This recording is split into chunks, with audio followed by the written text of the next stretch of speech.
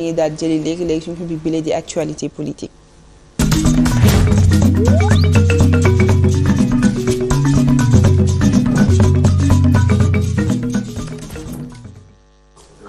celle de 2024 après élection 2024. waaw Aïcha mu mel ni ay waay petit déj. Théo. waaw gis nga de waaye yow. man mënuma muñ dara man damaa bëgg reetaan mi ngi noonu donc Aliou Sow mu mel ni fi mu ne nii actualité yi bëri na.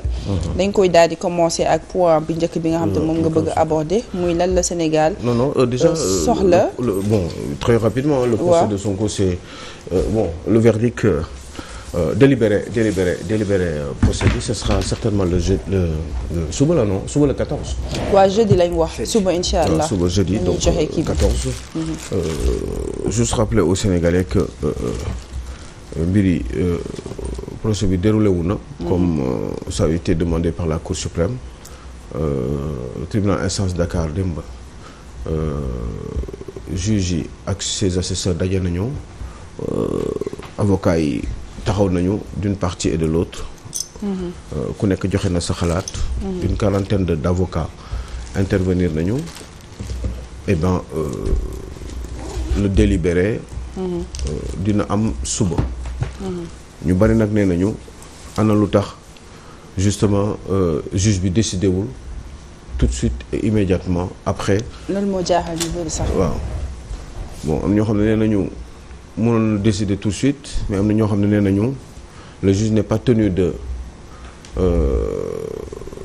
délibération tout de suite parce que mi ngi dépendre ci moom ci gis-gisam. C'est vrai qu'il y a une quarantaine d'avocats qui ont intervenu te loolu yëpp juge bi daf ci war a bàyyi xel donc il aurait pu effectivement donner jël dogal léegi. ci saa si bi ñu paree. mais bu ko neexee aussi mu pour des raisons x y mu patienter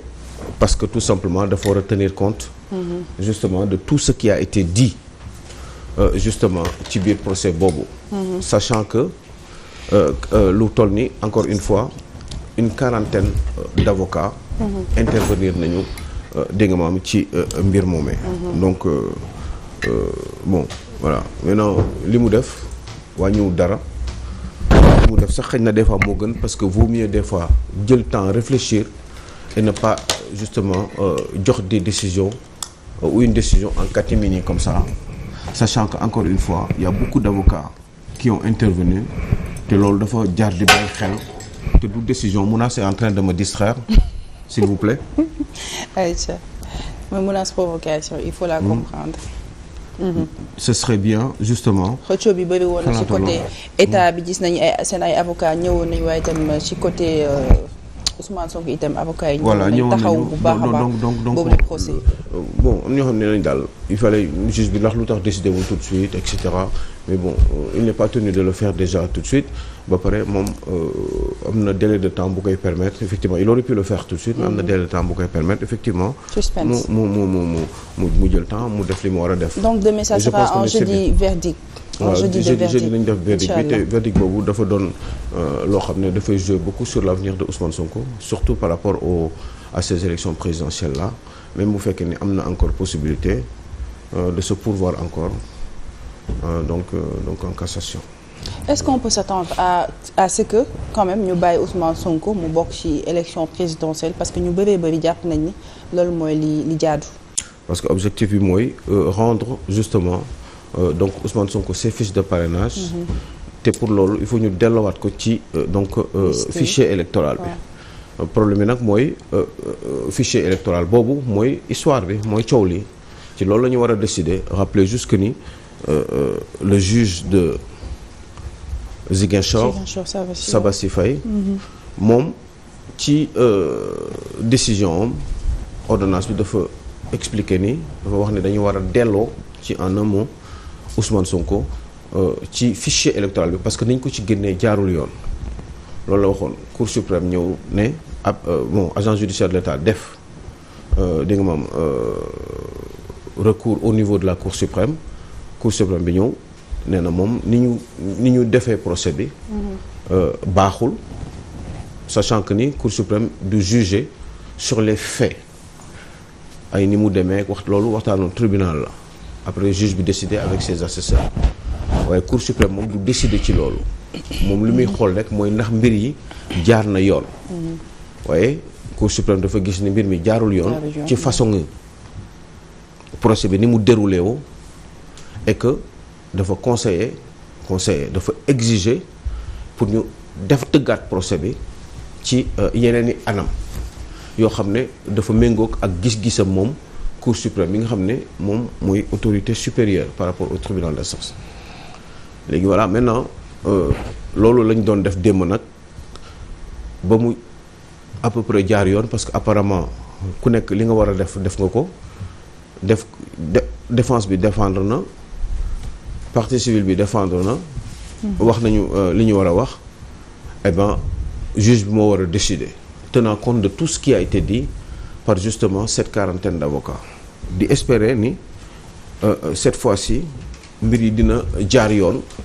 te ñu leeral ñu surtout pourquoi la décision précédente n'avait pas été justement prise en compte par la Cour suprême ba tax mu ñaanaat ñu tëggaat procès bi fii ci Ndakaaru il faut que ñu leeral ñu loolu il faut pas qu'il prenne une décision juste comme ça à la hâte. Voilà Théo bu dee am na loo ci bëgg a sànni balaa ñoo jàll ci deuxième point bi. Waaw léegi nag comme nañ délibéré bi suba la bon tous les Sénégalais vont être mais dans tous les cas man moom mon sérieux mon inquiétude fenn la mooy l'application des décisions de justice parce que tamit yàgg nañ fi gis décision yoo xam ne bu arrangé wul nguur gi fi nekk ñoom duñ ko appliquer loolu mooy problème bi su leen arrangé nag ñu appliquer bu leen arrangé wul ñu jël sànni loolu mooy sama inquiétude su fekkee ni loolu nag moo nar a continuer pour instaurer ci état suñu socle état loolu day poser problème cela pose problème parce que beaucoup de décisions de justice sont là yoo xam ne données citoyens ñoo ñëw gagné ñi leen ñi nangu seen terrain léeg-léeg ñi ñëw au plan politique ñu gagné seen affaire waaye nag na ma yàlla baal bu desee lu dul appliqué nguur yi xool bu ko arrangé wul ñu jël ko sànni. Voilà mi ngi noonu loolu rek mooy sama problème. xanaa rek ñu daal di xaarandi ci justice bi mu def liggéeyam comme ni mu waree donc mi ngi noonu ñu daal di jàll rek Aliou Sow ci deuxième question bi nga xamante ni liñ ciy laajte moom mooy sénégalais yi lan la ñu soxla ci élection présidentielle yi nga xamante moom la ñu dëgmal ni ki la 25 février 2024 ban xeetu président la ñu war a xaarandi ci yooyu les élections présidentielles ban profil la ñuy xaar ci boobu la élection présidentielle. Voilà profil surtout sax ba nga xamante ni jamono ji candidat yi bëri nañ lool ku ci nekk yaa ngi amal sa campagne électorale ngir wone wala boog ngir gën a fësal taxawaay bi nga xamante ni moom nga bëgg a am ci réew mi Sénégal ñu bëri itam ñenn ci ñoom sax ñi ngi génne seen ay programme waaye est-ce que loolu doy na ngir mën a jiite réew bi la di Sénégal. Programme dafa baax ci réew wala surtout ci ki nga xam ne dafa jóg pour nekk président de la République. Sauf que programme boobu il faut que muy du lu ñuy bind kese sànni ko ci ay papier def des grands documents tënk ko ci benn këyit ñëw sànni ko Sénégalais il faudrait que ci programme boobu ñu am suffisamment de pédagogie wala pédagogie nécessaire pour justement adapté wu ko par rapport ak Sénégalais yi seeni mbébét. benn la ñaar bi mooy ci biir programme bi il faut que ñu expliquer Sénégalais yi ce qu'il en est réellement de la situation socio-économique du pays. maanaam il faut que Sénégalais yi kii di nga xam ne moom moo bëgg a nekk président mu wax leen ni dëkk bi fan la toll dans son économie fan la toll dans ses moyens qu'est-ce que il faudrait faire maintenant pour que mën a résoudre difficultés yi nga xam ne sénégalais yi moom la ñuy dund. Qu'est-ce qu'il faut faire pour xam li nga war a def il faut nga xam déjà li fi nekk ci réew mi te li fi nekk mooy li nga xam ne moom la fi ki war a pare ci présidence de la République ki war a jeexal lan la fi bàyyi ñu mën a def une lecture véritable de tout ce qui s'est passé ci wàllum gestion wu président sortant bi. Évidemment mënuñu buure sénégalais ci lépp mais pour le cas de la par exemple de la santé il faut ñu wax santé bi fan la toll ci réew mi fan la toll woon en 2012 fan la toll ci tey te ci diggante bi ana lu fi jot a xew ci ay difficultés ana lu fi jot a xew ci ay lu baax lan moo ci avancé lan moo ci baaxul qu'en est-il de la transparence par rapport ak gestion sanitaire réew mi sénégalais yi feebar marché yi nga xam ne lañ ko waroon distribuer xaalis bi ñu dugal ci santé est-ce que yegg na ci sénégalais yi qu'est-ce qu'il faut faire après bu fekkee ni yeggul ci sénégalais yi kan lan mooy manquement yi bu dee une partie la ana corruption yi am ci biir qu'est-ce qu'il faut faire ñan la ñu war a topp ak lan la ñu war a def ci wàllum santé éducation bi ñu seet fan la éducation bi toll depuis 2012 teg ko wax pourquoi ñi avancé wuñu wala pourquoi ci yan fan la ñu avancé wul wala fan la ñu am ay failles au niveau de l'éducation et qu'est-ce qu'il faut faire est-ce que li ñu dugal ci éducation bi en termes de moyens de budget baax na wala est-ce que xalaat nañ dañ ko war a gën a yokk wala qu'est-ce que qu'on trouve comme difficulté par rapport ak santé sachant que ni on est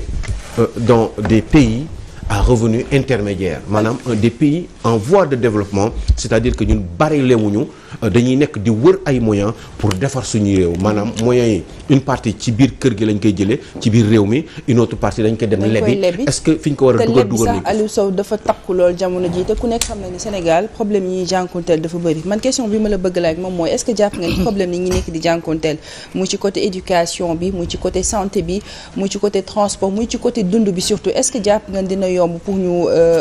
daal di koy saafara parce que comme ni ma koy waxee saa su ne président bi nga xam ne moom moo fi ñëwaat du congolais du gabonais c'est un sénégalais est-ce que jotul ñun ñi sénégalais ñu xoolaat suñu jikko maanaam li nga xamante ni moom la ñuy ŋàññi tout le temps di ko bañ si suñu ay njiit est-ce que jotul quand même ñu commencer à la base defaraat jikko yi raxasaat lu bëri ba nga xamante ni beneen président bi ñuy amaat li ñuy namm ci moom dinañ ko mën a gis ci moom. xam nga kii awa tubaab dafa ne le poisson pourri par la tête jën ci bopp lay commencer di nëb kon bu fekkee ni dañu war a régler problème bi il faut que d'abord à la base depuis le sommet ñu xool ñi ñuy jiite ñan lañu moo tax ma la doon wax keroog ni il faut absolument ñu xam ñi ñuy jiite ñan lañu. L'État c'est le reflet de la société. Mais il y a une petite partie dans leur majorité. Le reflet de la société dans leur majorité waaye certainement am na une minorité boo xam ne xëy na ñu ngi gisee neneen te peut-être que noonu minorité bi di gisee xëy na noonee moo gën mais en général l'État c'est le reflet de la majorité mais ci de la société mais dans sa majorité mais pas forcément de toute la société parce que am na ñoo xam ne xëy na gisee nañu neneen waaye ils ne sont pas assez populaires pour am doole pour mën a jiite réew mi pour mën a defee neneen mais seen gis-gis neneen la li am solo Awa Condé mooy il faut que ñii ñuy jiite comme ni ma la ko waxee ñu xam ñooñu ñooy kan si Awa tu veux être président de la République il faut que sénégalais yi ñu tegal ñu yow yaay kan fan nga jóge fan nga jaar ana loo defal ci sa réew ana lu la sa réew defal yow ana loo souhaité ci sa réew est-ce que capable nga ko ñu doog a xool ndax capable nga ko est-ce que am nga nekk nga ci profil bu baax par rapport ak ñun suñu gis-gis socio-culturel pour que yow nga mën a jiite réew mi parce que bu fekkee ni yow xamuñu yow yaay kan par rapport ak ñun li ñu bëgg parce que sénégalais li ñu bëgg mooy nit ku jub li ñu bëgg mooy nit ku am xam-xam. li ñu jub waaw mais xam nga pour nga am yaakaar ci nit ki leen kese nga mën a def mooy nga xool démbam ak nekkinam dans sa vie de tous les jours maanaam son côté moral son côté éthique après nga doog a xool son côté professionnel parce que mën mën nga am ay compétences en matière de gestion des affaires publiques wala de l'État waaye mën nga doon saay-saay mën nga doon nit ku jubul mën nga doon nit ku amul moral mën nga doon nit koo xam ne day péete mën nga doon nit koo xam ne jógul pour nekk père de la nation véritablement mën nga doon nit koo xam ne aussi amuloo yërmande sa bopp ak sa entourage kese moo la intéressé parce que bu fekkee ne am nga xam-xam te loolu yëpp amuloo ko je pense que ni ça serait une très très très mauvaise idée et je pense que ni ce qu'on doit faire mooy il faut que ñuy seetlu suñuy ñi ñu xam ne ñoom la ñu war a jiite ci li ñuy wax xam nga tey jii maa ngi lay wax ni réew mi par exemple ñi bëgg nekk président de la République man dégguma ci à part xëy na Ousmane Sonko daan naa ko dégg mu koy wax ni par rapport ak doole bi nga xam ne moom le président de la République am je trouve que man personnellement au Sénégal président liñ ko jox ci kàttan dafa bari parce que waruñu toll ci réew moo xam ne président mooy buum di bummi lu ko neex mu def parce que président avant muy nekk président doomu jàmbur la doon nit am ay comment dire ay loolu ay faiblesse ak ay qualité mi Sénégal mën na ci profiter waaye faiblesse mi dañ ko war a tënk ba nga xam ne du nërmel wala du am incident ci gestion wu réew mi parce que bu amee incident ci gestion réew mi dañ koy yëg donc il faut que mu doon un président équilibré un président juste te pour loolu fenn rek nga amee yaakaar mooy nga seet kii mooy kan nga jëm ci gëstu autant que c'est possible pour fexe juum nga fexe ba bañ a juum wala booy juum nga juum le moins possible sur la personne te pour loolu il faut que ngeen dem laajte ñii ñooy kan ñoom ñu ñeme taxaw jàkkaarloog askan bi jàkkaarloog ñi nga xam ne ñoo leen war a laaj yooyu pour que sénégalais yi xam ñoom ñu tontu ci sénégalais yi xam ñoom ñooy kan loolu bu amul eh ben ça sera toujours la même chose et vous allez voir Cheikh Tidiane Gomis dina nekkaat président de la République mais même doole yi Macky Sall am lay am Badou Ami même doole wallaahi day fekk ma génn Sénégal ba pare ñu bàyyi président yow day fekk ma génn Sénégal il faut 12 ministres ñu ñëppay dagg 12 ministres dem ngay génn dëkk bi 12 ministres laay def 12 kon nga ministres def lu kenn deful di waxal il faut que ñu bàyyi il faut que ñu bàyyi il faut que ñu bàyyi voilà voilà ça sera la même chose Aliou Sow loolu nga doon wax il faut que ñuy wax il faut que ñuy wax waxal fii ci il faut que ñuy wax nit ñi président de la République ba léegi kenn jógul taxaw ne il faut que ñu wàññi doole président de la République il faut que ñu changer lu bari ci institution yi il faut que Assemblée nationale un député mu doon comment faire pour que un député soit véritablement un vrai député du peuple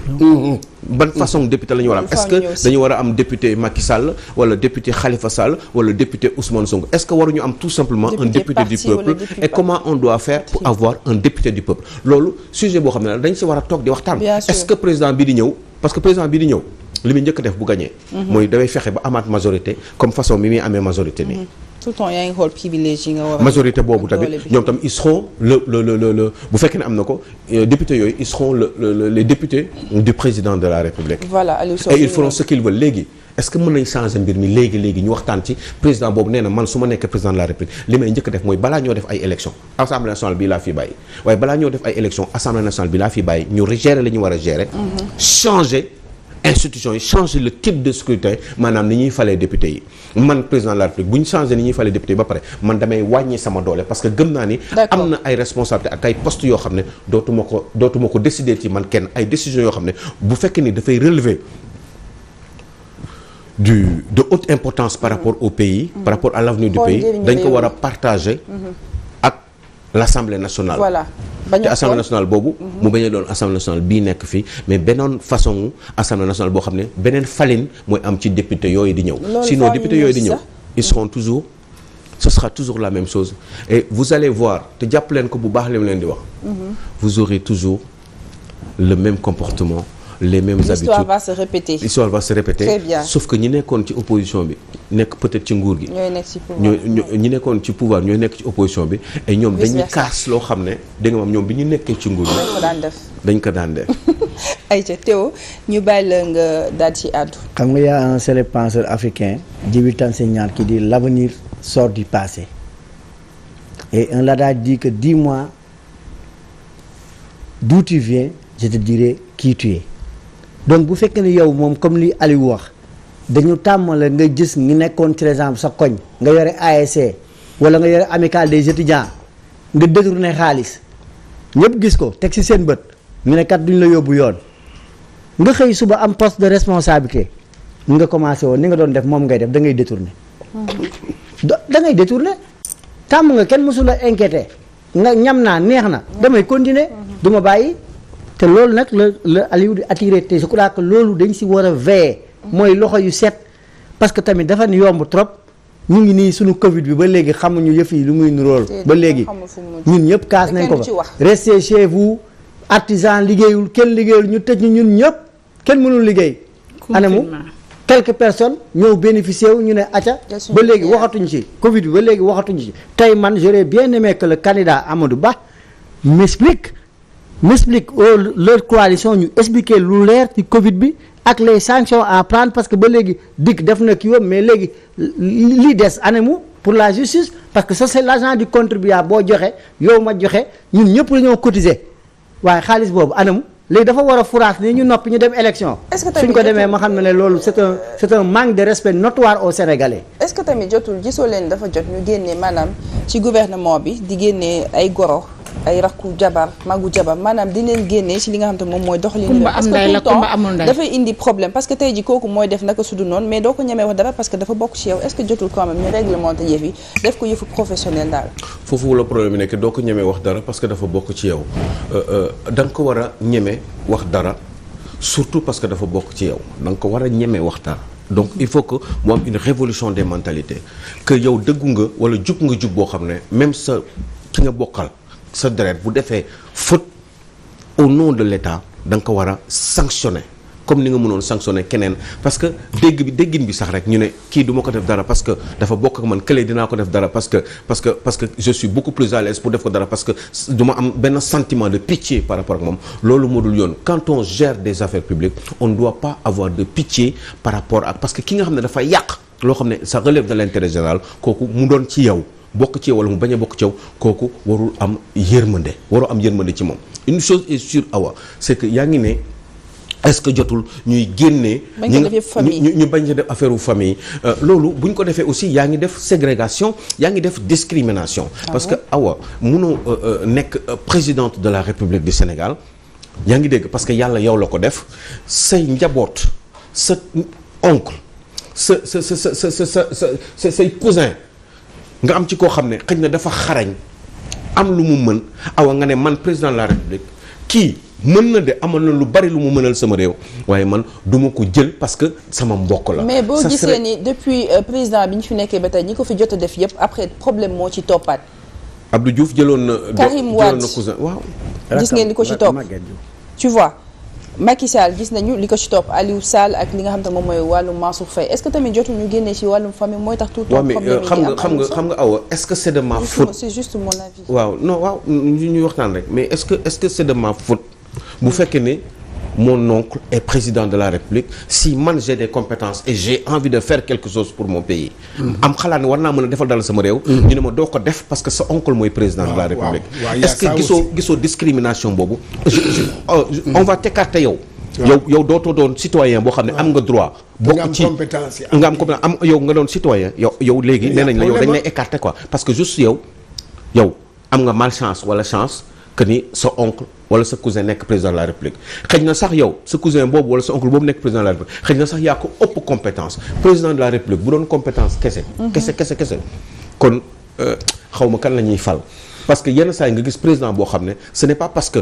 président la rek moom moo gën a compétent ci réew mi mais c'est parce que yàlla moo koy jagleel par contre mun nga am sa mbokk boo xam ne am na lu mu mën Aliou Sall peut-être meilleur que son frère. mais bu mu ne te tegul yëf yi ci yoon tamit. mais xam nga teg mais il faut ñu mettre ñu ci ay conditions yoo xam ne dañuy teg yëf yi